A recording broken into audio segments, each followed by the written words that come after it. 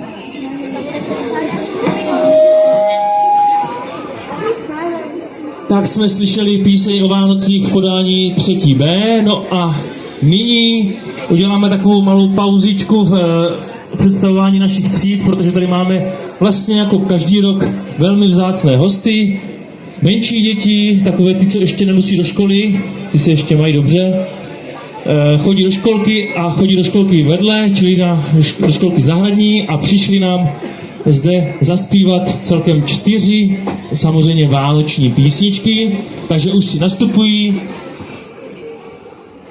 a věřím, že jako vždycky náš program tímto způsobem pěkně obohatí. Budou doprovázeni na klavír, nebo na klávesy spíš, na keyboard. Elektrické piano to je, prej, jsem slyšel. Hraje to, dobře.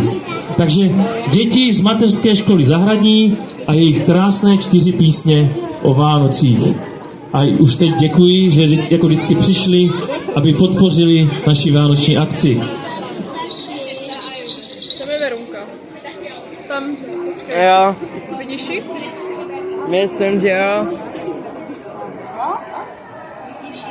Nikolko.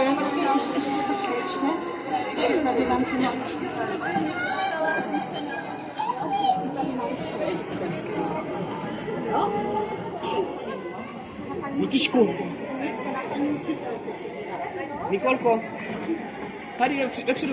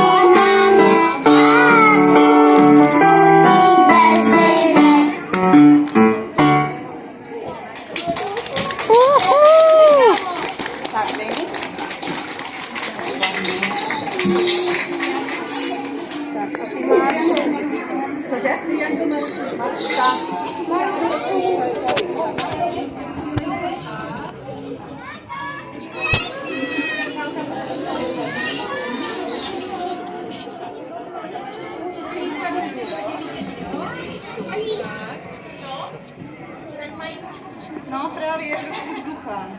Ještě kousek dopředu. To je Karolín? Ne. Karolín jde, že mám Vinuška, tam bude Babi! Já si to nevšimla vůbec. Babi!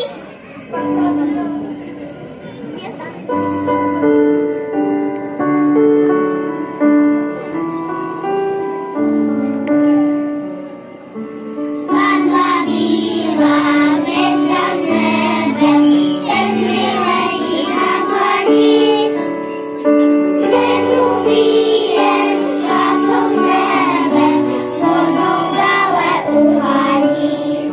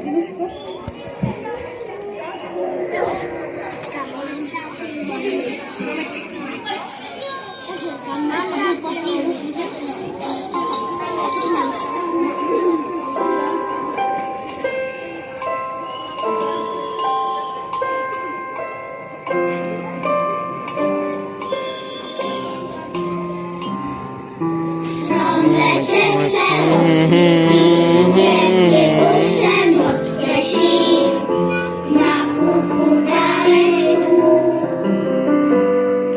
Nejdřív ale musíme kostičku po kostičce volat sváteční rybu. Zapálíme prstavku, zaspíváme koledu, čekáme podivu. Splný snadno slyšel bys, když tu náhle už slyšíš zvonění zvonečků. Papíry letají vzduchem, já se promlíkám uchem. Co na tom, že se občas báta rozjíždí, stejně už se těším na příští.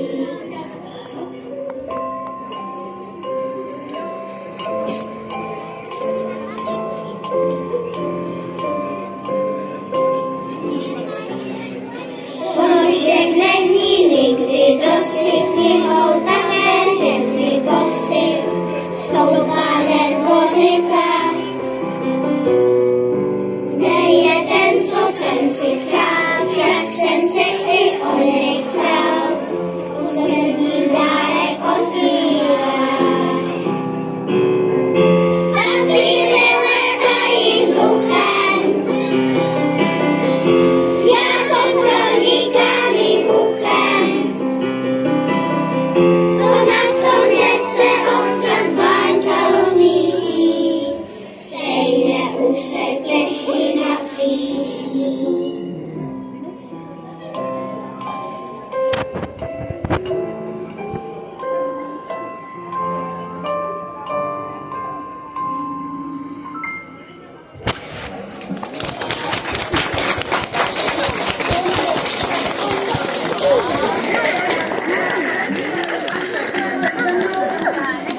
Veronika.